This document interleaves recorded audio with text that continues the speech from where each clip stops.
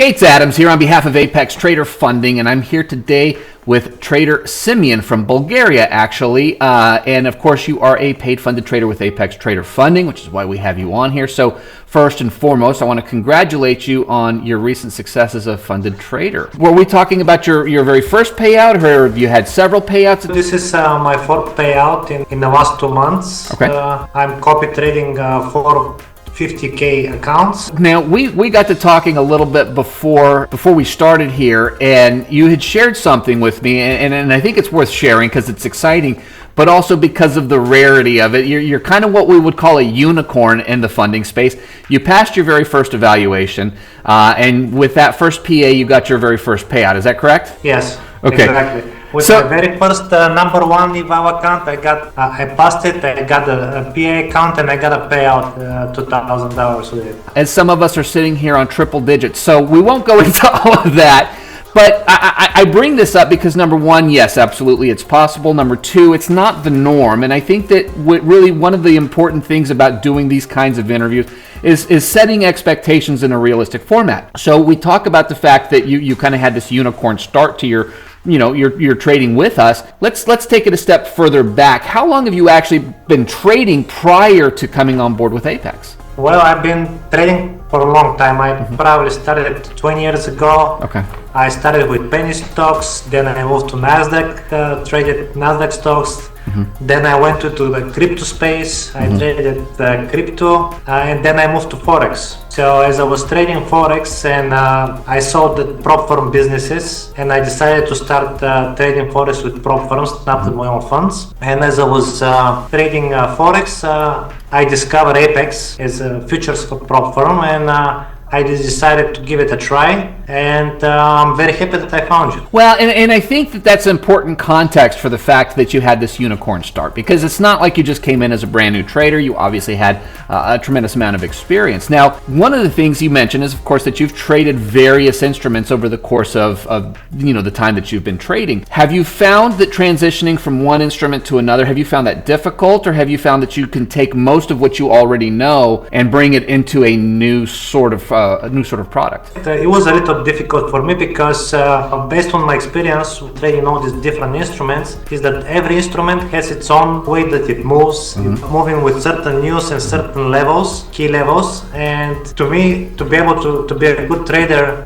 you have to concentrate on one or two, no more than two instruments, and just trade that in one instrument, because if you trade many instruments, then you cannot really get a good feel and know exactly how it reacts from different levels. Yeah, I mean, I think that makes a really good point. We were talking a little bit beforehand, and I've had multiple conversations over the years with traders, for index traders in particular. You have your NQ people and you have your ES people. ES people hate NQ, it moves too fast. NQ people hate ES because it moves too slow. And I think that really highlights the point that you're making here, is that it's not just about having a strategy, but having sort of a feel or a vibe from the market that you're trading, and that really only comes with experience within that same particular instrument. So I agree with you. I think one or two, maybe max, is a valuable way to trade. Are there people who can do better, that can do 5 or 6? Absolutely, of course there are. But are they the norm? Are they the prop firm traders that we're talking about? Probably not. I think that these are people that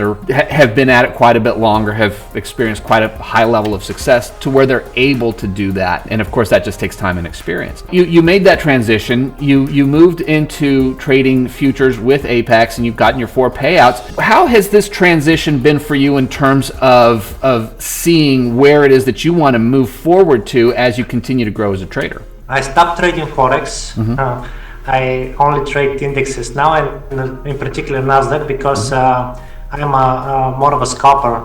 I look for quick moves, so quick reactions of key levels, either equal highs, liquidity zones, fair value gaps on the bigger time frames. And most of the times when Nasdaq enters those areas, it has a quick reaction to these areas, and I trade for quick scalp, maybe 10-15 points, no more than that.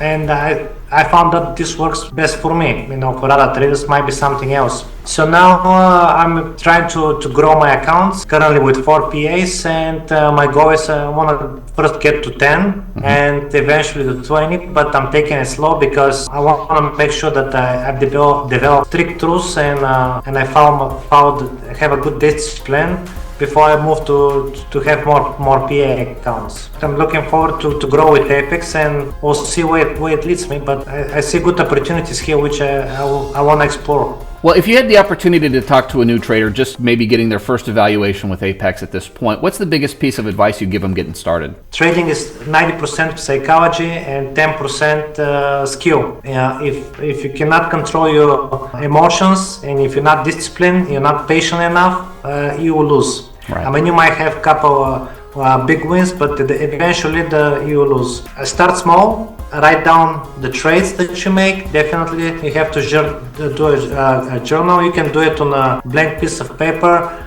how you enter, what was your profit, what was your loss. This will help you develop a strategy that works for you. Eventually, I mean, you might have 2-3 losses, but eventually then the wins are much more than the losses. That's a very valuable point. Losses are going to happen, and as traders, it's important that we understand that. It's how we respond to them, how we react to them, and understanding that it's just about having an edge. If you're consistent and you're always going to, if you have a strategy that wins more than it loses, then it's just a matter of time and allowing the percentages to work themselves out. You have to be patient. You have to wait for the setup. Don't try to push trades just to have trade day, because as we know now, Apex gives you a chance for a payout after 8 trading days. You don't have to rush. If you don't see a good setup, just wait. I mean, there's another day. You can trade tomorrow, or you can trade later. My last advice will be, if you have a down day, if you're on a loss, just close the charts, close everything. Don't try to make it back, and just trade the next day, because I've lost some accounts trying to make a negative balance go positive, and in the long run is not a good strategy in my opinion. Right. I agree with you wholeheartedly. Well, listen, Simeon, I appreciate you taking some time and sharing some insight with us, not just as a paid funded trader, but obviously as an experienced trader in a variety of arenas. And I look forward to seeing you continue to grow and develop as a trader with Apex. Thanks, Simeon. We'll chat with you soon. Okay, thank you.